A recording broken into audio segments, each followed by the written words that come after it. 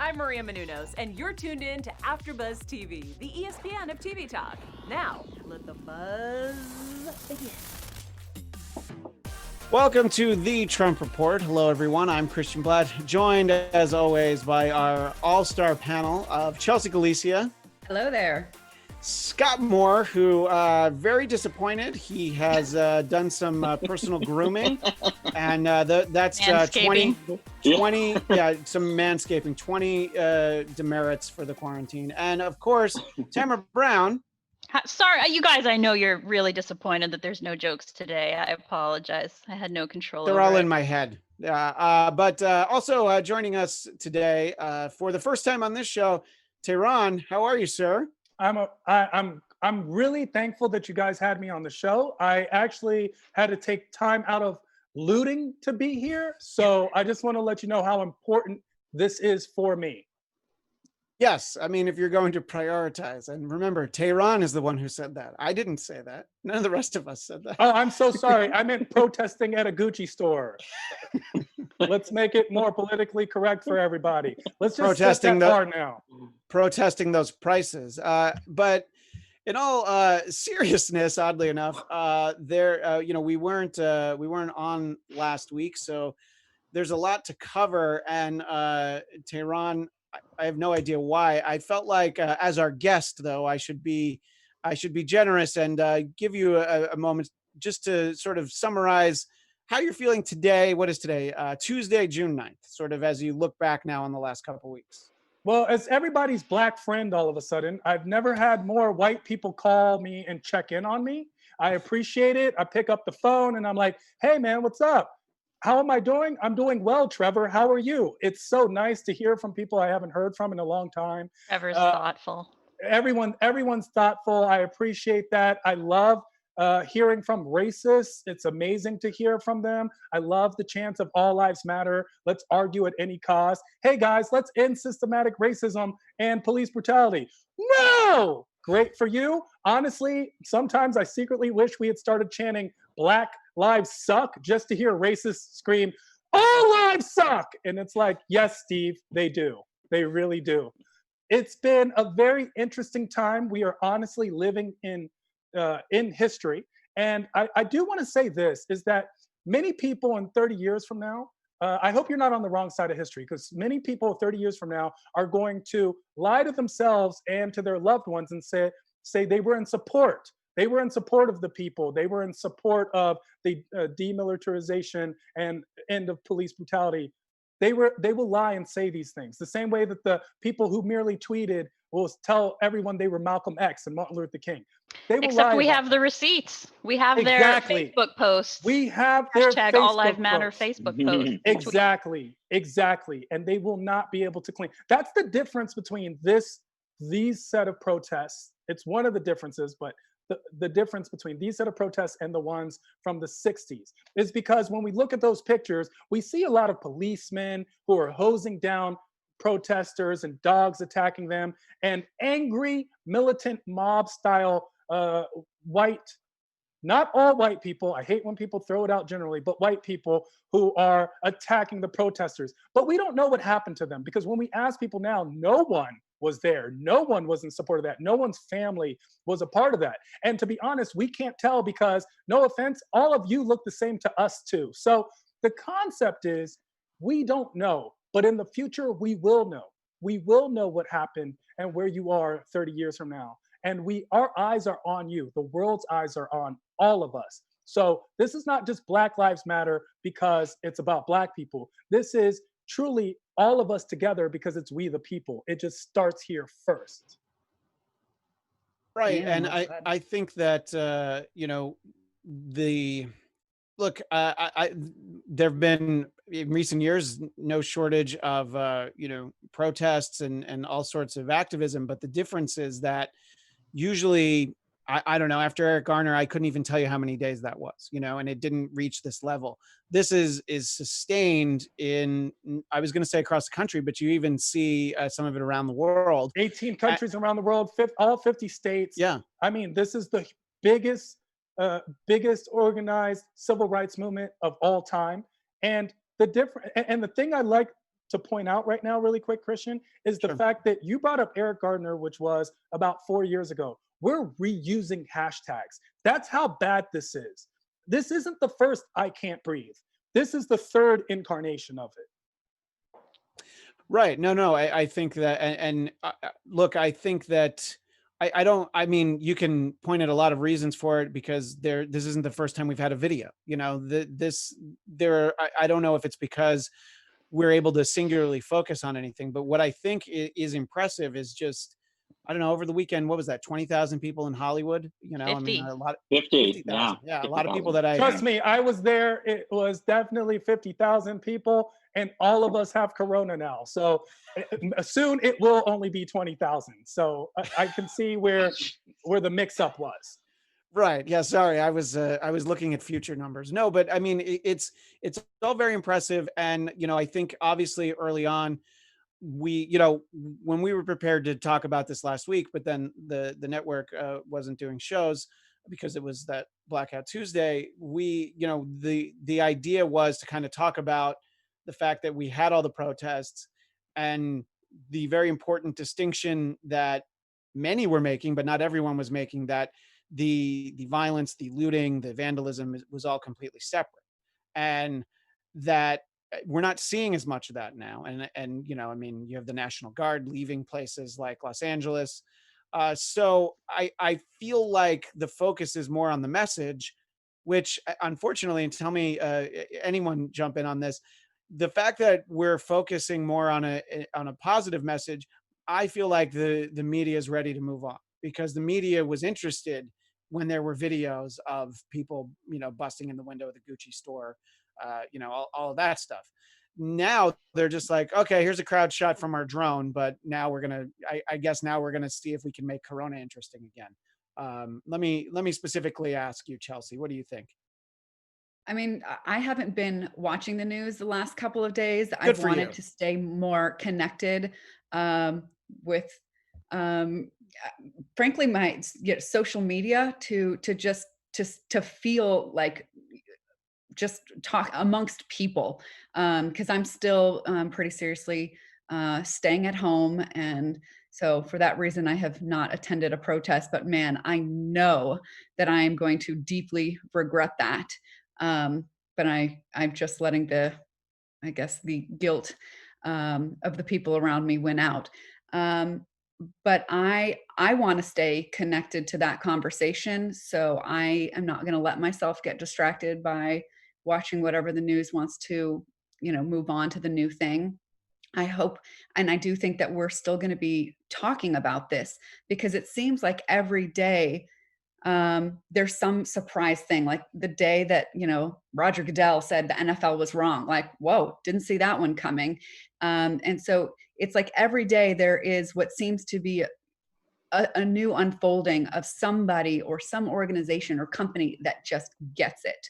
And I think that we're seeing the power of sustained focus on this one issue, because day after day we're hearing about new things, police departments changing protocols. And so I think that when we see that there's actual progress being made, it fuels us to stick with this conversation, even if big advertisers are ready to move on to But try and get more eyeballs. are people getting it, or are they getting their bottom line? Because getting it would require a certain amount of actual epiphany, instead of, well, now that we see 50,000 people in one city, all unified in one direction, let's get out of their way. Because let's take the case of the NFL, which of course, with Colin Kaepernick and the kneeling, this honestly was something that has been brought up. And the NFL not only denied it, they blackballed Colin Kaepernick, something that has been ascertained as we have moved forward with legal proceedings. And now for Roger Goodell to come out and say, oh, we were wrong, seems like it's a day late and a dollar short. It seems, and it comes at the time where the NFL is at its weakest. And honestly, the NFL actually has a lot to do with what's going on right now, because if there were sports, maybe people wouldn't have been out on Sunday. If there was an NFL game going on, people wouldn't have been out. If people could watch cricket on TV, a lot of people wouldn't have been out. But fortunately, I would definitely be watching cricket if it was on television. That- I've watched Korean baseball. So, but you weren't out, Christian. But you weren't True. out. What I'm saying. But to Chelsea's point, you're sort of talking about advertisers and things. If you think back a few weeks, you think back a month. Remember how all the advertisers wanted us to know that we're all in this together? They were in this with us when we were all staying home. When you're all out in the street, they're like, yeah, I mean, we're not in it anymore. Somebody else can get in it, but we're just going to take a back seat. And I think the difference is obviously sort of in reference to what Tamara was saying before in terms of the receipts. Everyone is really held accountable. It's like everybody knows if you're a major corporation and you haven't commented on something yet. And I think that, just commenting is nice, but then what are you going to do next? I mean, well, it has to start with a consciousness. And Sure. I know that people like me, we're all looking forward to solutions and tangible change, but it starts with the feelings and minds and hearts opening.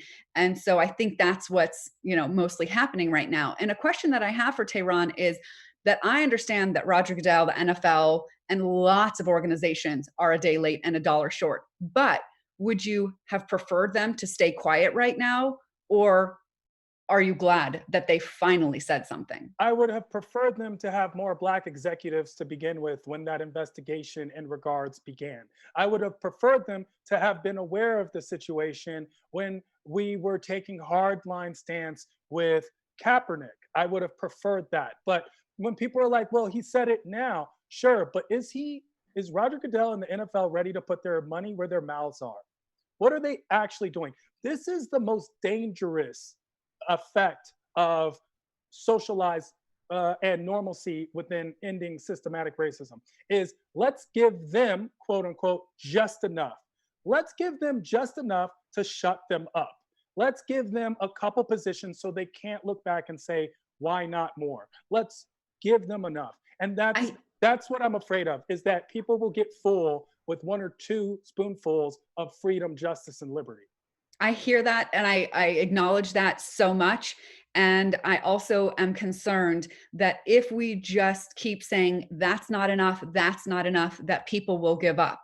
So I'm kind of trying to, in my mind, balance out how do we tell people, hey, it's not enough, but then not invalidate them so much that they just say, forget this. I'm not even going to try and be a part of this. And I totally hope that what you're saying doesn't happen, that they just say something and then they get silent about it and nothing structural changes. And we definitely need to hold them accountable. I don't know how we hold the NFL accountable. They seem to be just accountable only to their owners and nobody else. But I still have to hope that the NFL finally saying something, or Roger Goodell saying something, makes more people say, well, shnikes, I mean, maybe this is a real problem, like a real issue. And I ignored it before. I didn't want to deal with it. But now if the NFL, who has been trying to deny this and sweep this under the rug for so long, finally can't, maybe there's something to this and I should really take a look. Otherwise, I'm just going to be the fool that's got no clue about what reality is. Tamara, can you please be my white savior? People please, Tamara. Yes. Let me swoop in and be the teacher in the To be fair, Tamara is all of our white savior. Okay. Thank you. Pink savior, please. You're right. You're right. Yeah. Sorry, I'm colorblind. I didn't notice. So I've noticed that BLMLA, Black Lives Matter, Los Angeles, in front of DA Jackie Lacey's office, the amount of crowds that are down there at this point, and they're having a big demonstration tomorrow to fire Jackie Lacey, who has protected police who have been, who've brutalized people of color. Yeah. So they could very easily be like, where were all you guys 6 months ago? We have been here every day for years and years and years. Thanks for all showing up now. Like, they very easily could give that attitude, but they don't at all. They are happy to have the support and welcoming. And I think that is is what encourages people to stay motivated and stay energized. Because taking that example and putting that with the NFL, for example, we know the NFL's stance. They have the receipts of how they felt about kneeling. But if moving forward, if the movement were to embrace the fact that they seem to have had an enlightenment, and Tehran, you could, I don't know, do you feel it's genuine? I'm not sure whether it's genuine or whether it's a marketing tool. I actually really like what you brought up, and I want to illuminate the difference. When it comes to the protests power comes from the people. With protests, it's all about numbers. But with business, it's all about dollars. And there isn't enough numbers when it comes to the elite and the wealthy and business. So there is no just let's have a lot of people do something. In those situations, when it comes to business, when it comes to the system, sincere action is much better than false sentiment.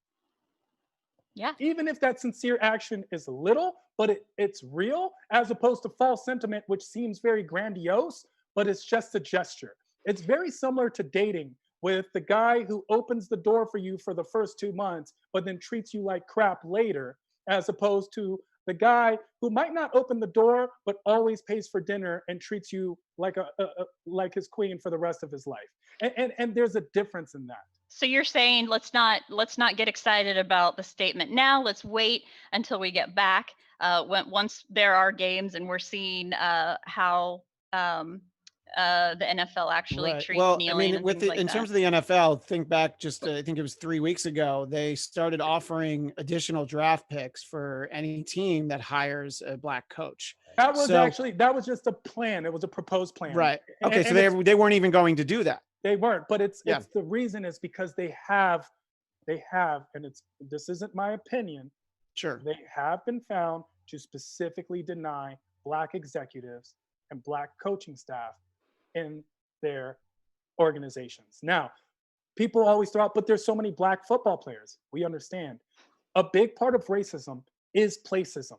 It's something we actually saw a visualization of in New York City with Amy Cooper towards Christian Cooper, where Amy Cooper makes the phone call. An African-American man is harassing me, he's stalking me, he's attacking me, makes the call against Christian Cooper, who turns out to be this wonderful, gentle human being, right?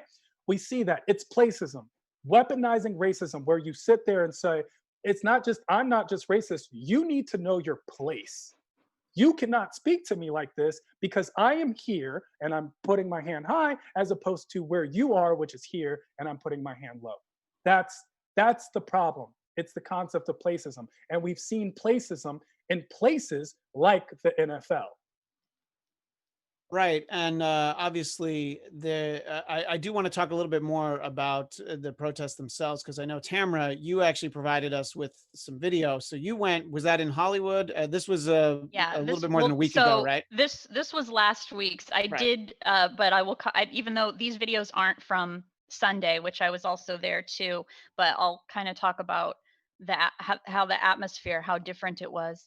But can we first show the sidewalk video, Ryan? If that makes sense, which one I'm referencing. If this is just a video of the sidewalk, I'm going to be. It is. Well, no, it is, but it's it's artistic. There's chalk drawings. Mm-hmm. Tamara is promoting her Instagram on it, so it's important for us all. Tehran. And my Etsy. That. Yeah. Oh yeah, her Etsy. Yeah. I appreciate that. Okay, Ryan's pulling it up now. He lets us know. But I do just want to say that I'm not just specifically pointing at the NFL. The NFL is just, once again, a symbol of what we have seen, whether it's from Reebok or other companies that have jumped on board a movement and are now using it in a way to hopefully promote social good, but as we know, to promote their bottom line. We saw this with Nike and their very successful Kaepernick campaign, which people initially said would be a downfall of Nike, and then we saw their stock rise and we saw their product sales go up. And it has a lot to do with the buying power of Black America. As much as people love to talk crap about how poor the hood is, if the hood is so poor, why do you keep opening businesses there? That's a whole different discussion. It is. And Ryan, are we going to be able to see the video, or just the audience will see the video? Oh, I see Scott there. That's all right. Yeah, I'm like, oh yeah, I see it. there it I is. just see it there. Yeah. So there's the video. Okay. So Oh, I Tamara, what don't are we see seeing it. here? I don't know. Oh, I'm not you don't seeing see anything. it? Okay. Yeah. You're on the Okay. wrong view. There's a lot of police officers standing. Okay, so and then just notice the amount of police, and then you'll see that there's a gentleman. If you can see, there's a white T-shirt, a man in a white T-shirt. So the police were trying to open up the intersection, and if you see the amount of police, I'm bad at estimating, but that's like over 25 officers, Yeah, I like think in that's right. full Sure. riot gear. Absolutely. Full riot gear. They were trying to open up the intersection, and a few of us, everybody on the sidewalk, were trying to get that man to come over to the side, and the police were telling him, sir, move out of the intersection, come to the sidewalk, come over here. And people were saying, come on, man, don't disrupt the peaceful protest over this little thing, because it was just one person in the sidewalk. And honestly, from the interaction, I suspect the man was probably mentally ill. The police kept giving, warning after warning after warning. To be fair, they did do that, but then they charged at him, all of those 25 plus officers, for one man. And that was just the most recent, my most recent personal experience with seeing just excessive force. That was absolutely completely unnecessary. Meanwhile, this is still this was Tuesday. Monday and Tuesday I did see tear gas being thrown on Monday, tear gas being threatened on Tuesday for no real reason. And this is an example of the excessive force that is just systematically ingrained in police. If you saw the video and saw the amount of officers that were lined up there, even if somebody were making the argument that, well, he was doing something wrong and he wasn't listening, yes, but there is no reason that there should have been that amount of aggression to They handle gave into their that training. one person. Yeah. They gave into their training rather than to their reason. And that's what we see often with police and police tactics, is that training, and it's unfortunate that it's very barbaric, archaic training, which overcomes actual reason or tactics. We've seen this time and time again. It tends to happen more towards the minority community. And even the use of tear gas, which, by the way, has been outlawed with all other chemical weapons by the Geneva Protocol of 1925, which prohibited the use of asphyxiating gas or any other kind of gas, liquids, or substances, or whatever materials. And yet we use it on our own citizens. Well, you do forget the specific regulation that it is banned, except for when you need to go take a photo op and have to walk through a park. That's actually a good point. I apologize, Christian. Yeah, that's the one time you're allowed to use it. I just wanted to make sure that I put that into the official record. Scott, I know we've barely had a chance for you to talk, so I want to continue sort of talking about Scott did what responsible white people should do. He was listening. Thank you. Thank you, Scott. I appreciate you. I would love to listen to you. Now, Scott, I want you to teach us, though, teach the rest of us what we need to know, which is I just wanted to kind of give you a minute to talk about some of what you've seen, and we will just kind of talk about what's already been, at least suggested and passed in terms of some of the police reforms that we've seen across the country. We can talk about the bigger issue in a moment, but I kind of wanted to let you weigh in on this first. Well, I think just in general, it's like, where do we even begin? That we've gotten to this point, but there's so many things that I wanted to talk about from earlier. The emails like that went out for COVID that now we've been getting for Black Lives Matter, and it just feels very pandering. And it kind of goes back to the NFL too, where money talks. So I'm going to be fascinated to see what's really going to happen, because it felt pandering to me. But like Tyrone was saying earlier, it's going to be fascinating to see because money talks. And at the end of the day, Are they doing this out of thoughts for money, from the goodness of their heart? And that's where it kind of makes me feel sad, because I don't necessarily trust when all these people are sending out these pandering emails that it's really going to come down to their bottom line, and they just want to be like, great, and that's although I get what Chelsea was saying, if it can start opening people up a little bit more to possibly think maybe perhaps there's bigger issues, but it worries me that it's really just down to money and nothing else, which makes me feel sad. As far as police reforms, are you talking about more about the whole concept of defunding? Well, I wanted to get to that in Yeah, a minute. Yeah, Is that what you definitely get into that. Yeah, let's start. Yeah, let's start with that, and then I have I have a way that I want to pose that. But yes, please weigh in on that, Scott. Well, I think the problem with the way that it's called defunding, I think automatically plays into the law and order side of things, because by calling it defunding, it makes it sound like you're literally taking away all the money and you're just letting anarchy reign. And I think that it would be better if there was a better term for it, so people didn't automatically take that and run with that, because defunding the police doesn't mean you're giving no money at all. It's I like what some people have been saying. It's like, wow, you've defunded social services for years, you've defunded education for years. I feel like in a way it should be kind of like Chelsea, what we've talked about in the past, like reallocating the big pie of money and being able to reallocate some of the funds to other areas. I think part of the issue is that the police have been overfunded, much like our obsession with the military federally, that's just been overfunded to these crazy over the top numbers, where these local police departments have these crazy militaristic tanks and firepower and other things that police departments do not need. And so I think if there's a way of either rephrasing with reallocating the funds or reallocating how this is set up, rather than calling it defunding, because it does set a tone, I think, for the opposition to come in and say, oh, look, they're just talking about letting everything go and letting everyone just walk around and police themselves. Just to piggyback on that, I live in Burbank, and if you know anything about Southern California, Burbank doesn't need a tank, but I think they definitely have one. I think they might have two. They definitely have a tank, though. So I agree with that. And I disagree. I disagree about the police don't need these military style weapons and tanks. The police in Baghdad clearly need some of these things, and I think we should be aware of that. That's not fair for us to defund the police at all. It seems like we're having a branding issue. Yeah, reallocating funds for the police doesn't have the ring to it. Defunding police.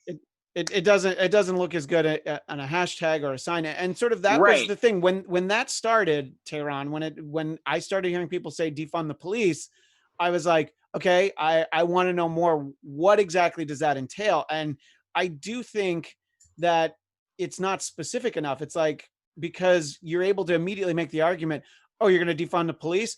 Great. What are you going to do when somebody breaks into your house? So, I mean, that's not really, nobody's saying get rid of the law enforcement. It's just more, they're being asked to do too much. I don't know what Antifa's saying. So I don't know what Antifa's saying. Oh, you didn't get the Antifa. You didn't get the Antifa Chelsea, memo. Do you want to weigh in on what? No, I'm just kidding.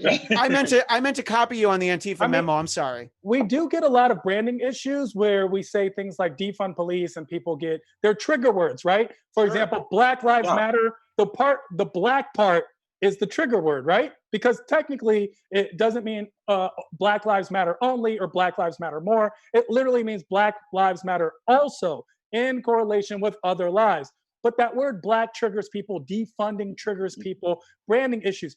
Maybe we should have said, don't kill us. And people would have been like, still, it could have been a thing, but then we could have weeded out. Because I get a lot of people who come from a good place when they're trying to say, but all lives matter. And I don't think they understand what they're doing.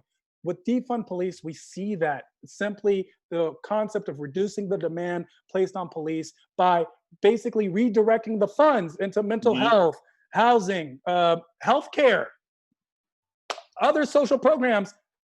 None of these should be arguments. Hey, everyone, we'd like to end systematic racism. But wait, what? Hey, everyone, we'd like the end of police brutality. No!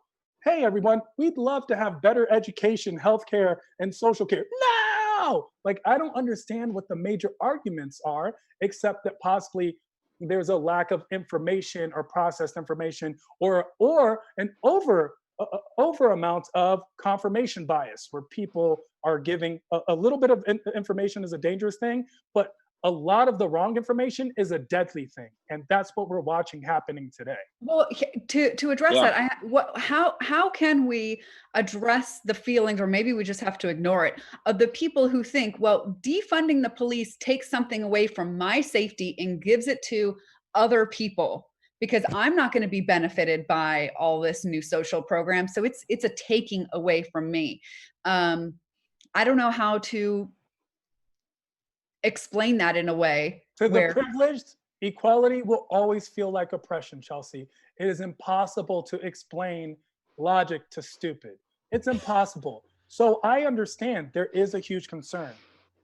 Tamara, what did you want to say? Yeah, I saw your hand. Very polite, by the way. I love that. Yeah, thank you. I'm nothing if not polite. Thank you. It's amazing to me. I've always been troubled at society's alarmist nature. And Christian, you said when people say defunding the police, the very first thing somebody usually will say is, what if my house gets broken into? No, that wasn't me. That wasn't me. I just wanted it explained better. No. You were referencing what a usual response is to that. How often does that happen? I'm not saying it never happens, but when it comes to 911 calls, that is such a smaller percentage of 911 calls are usually health related. Somebody's sick, injured, having a heart attack. They need EMT. They need fire department. They need things like that. Then there's a lot of domestic issues where somebody's missing, or there's a domestic dispute within the house, and these are all the larger reasons that people call 911 are exactly what defunding police is saying. We don't need police for those instances. Somebody's missing. You don't necessarily need it would be much better to have a social worker show up. If you're having a domestic dispute, it would be much better to have a social worker show up who would be trained in how to, who would be trained in de-escalation techniques and things like that. For the majority of the reasons that people call 911, there are social workers, there are other services that would make a lot more sense for that person to show up rather than a police officer. The fact that people in society are so alarmist, are so fear-based. This is something that has always bothered me. The fact that the first thing when somebody worries that we're going to take away the police department and they say, but what if somebody shows up at my front door with a gun? It's like, when does that ever happen? Again, I'm not saying that it doesn't happen, because people get very angry if you suggest that doesn't actually happen. That's how alarmist people are. But the fact that that's where your mind actually goes, I think our society being so alarmist is one of the biggest problems. Once people start to, I think it's important to continue this defunding police discussion. Just in the couple days that I've tried to educate myself a little bit more and more on it, there's a spectrum between just the people who think that, okay, well, let's not disband the police, but let's reallocate funds, all the way to the people of the spectrum who are like, no, absolutely get rid of police departments. And in just 2 days, I think I'm on this end of the spectrum of let's absolutely get rid of police.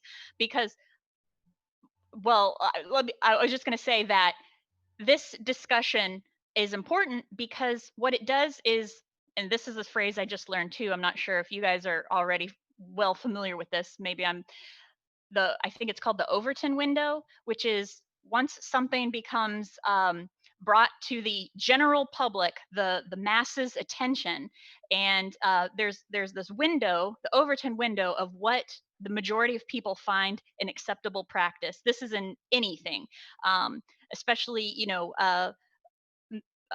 healthcare in recent years. If somebody is on the extreme outside of this window, it can shift the general public's opinion to this more extreme belief system. So I think that it's really, really important to start talking about how we do not need police. We don't need them, at least not the way that we have them in our lives now. And once more and more people start getting on board with this. I really would love to see the Overton window shift for more and more people to understand that. I wanted to bring up that because you brought up the Overton window, which is a great term. I think a lot of people should also be aware of the Dunning-Kruger effect, which is basically this cognitive bias in which people with low ability tend to overestimate their ability in something. I do it all the time myself on stage because I think I'm an amazing comedian. But the concept, of course, is that it's difficult to reason with people who won't understand or accept reason. However, I want to make sure that I do not invalidate or anyone is invalidating how they feel.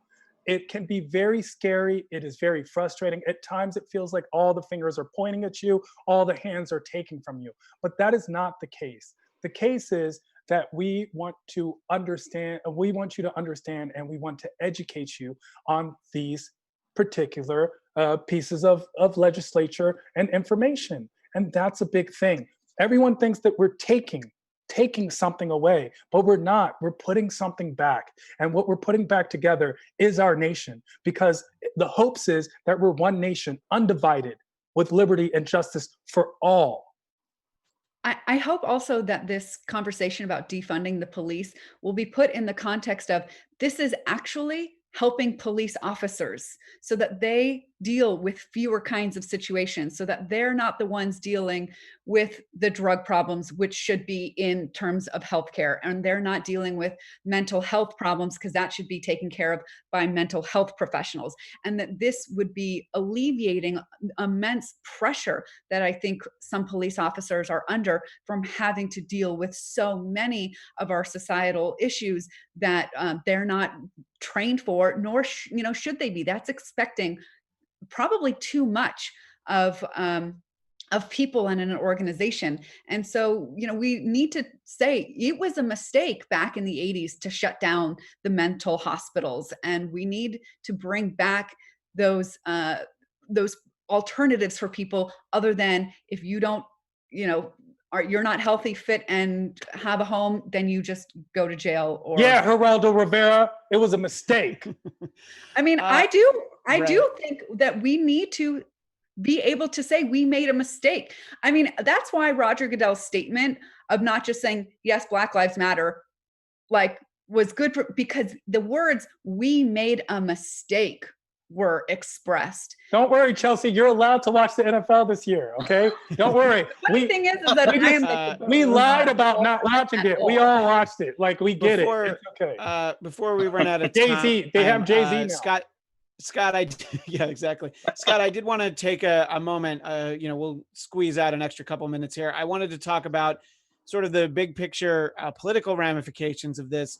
I would say, regardless of party and affiliation, the majority of politicians at the national level and at a lot of the local levels, they're just at this point, they're like, all right, when are these things going to end? Enough already. They've made their point. And the way that this is supposed to work in the minds of the politician is that we say we're going to do something, but then of course we don't do anything and everything goes back to what's normal for us. So how valuable do you think the continued pressure is, especially in a presidential election year? There are people voting in primaries at this very second while we're talking. There are apparently very long lines in places where people are voting, which I hope everyone is at least 6 feet apart. But take a moment and kind of talk about the pressure that's being put on everyone, really. I mean, by that, I mean politicians.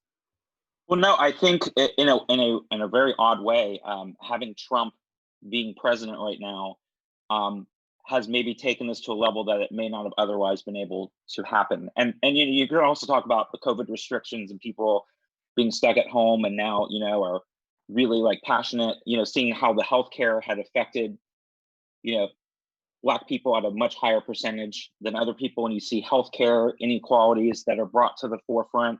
So there's a lot of things that are happening right now that in a way have led to this moment that maybe if you took off the COVID out of the picture and you didn't have Trump as president, we would still be in the same situation. But I think it's illuminated a huge light, and that's not going to go away. And I've read a lot of articles too about, Trump is falling back on the law and order thing, which is, a throwback to Nixon in '68, trying to think that this law and order type thing is going to work. but in a way, it's going to backfire on him now because of the fact that he's the incumbent, and he's also looking very out of touch with what's really going on. And we can go, we can talk about this forever. Yeah, that's going to certainly be the weeks ahead is going to be sort of the ramifications. We've only got about a minute left, and Tehran, again, as our guest, I wanted to give you an opportunity for a final thought, and then we'll let people know how they can keep in touch with you. My final thought is this: I appreciate each and every one of you for not only being allies and support, but having this discussion, having open, honest discussions, for reading and educating yourself. And to everyone else, I just want to let you know, the same energy that you're putting in making these signs, and they're so creative, and getting into those streets, have that same energy come voting time. Be out there with the same energy. Don't boo, vote. And remember, we don't have to wait till November to vote. Every single day that we use our dollar, we are voting. So use your dollars responsibly. Support those who support you. Thank you so much for having me on. And Tehran, where do people find you on the in these streets protesting? That's where you'll find me. That's right. I am Tehran all across the board. IAM TEHRAN, and in these streets protesting. Gotta hit this protest right now at the Louis store. Send me your sizes. I'll get you some freedom and some justice. I'll get you something extra, Chelsea. I'll get you something extra. And somewhere in the weeks ahead, you'll be able to catch Tehran and I Thursdays at 10 p.m. Pacific, 7 p.m. Pacific, 10 p.m. Eastern for the Agents of S.H.I.E.L.D. After Show here on AfterBuzz TV. We'll be back soon. A slightly different tone in the conversation there. And you can find me on Twitter and Instagram at ChristianDMZ. Tamara, where do people find you? Find me on Instagram at Hey Tamara. And Scott Moore. You can find me on Twitter at SMAN80, SMAN80. Getting in fights with Mitch McConnell and Chelsea Galicia. As always. Chelsea Galicia, give us the title of your book. We'll talk more about it in the very near future, but get the title out there. Why, thank you. It's called Save Yourself, Develop the Financial Fitness to Spend in Alignment with Your Values, Not Ego. Great book. That's right. If you ain't black, if you don't vote, you ain't black. Can we, no? Okay. No, I feel like somebody said that. Anyway, thanks again to Tehran and of course our panel and everyone in the chat. We will see you next week. Thanks everyone. Thank you. Our founder, Keven Undergaro, and me, Maria Menounos, would like to thank you for tuning in to AfterBuzz TV. Remember, we're not just the first, we're the biggest in the world, and we're the only destination for all your favorite TV shows. Whatever you crave, we've got it. So go to AfterBuzzTV.com and check out our lineup. Buzz you later. The views expressed herein are those of the hosts only and do not necessarily reflect the views of AfterBuzz TV or its owners or principals.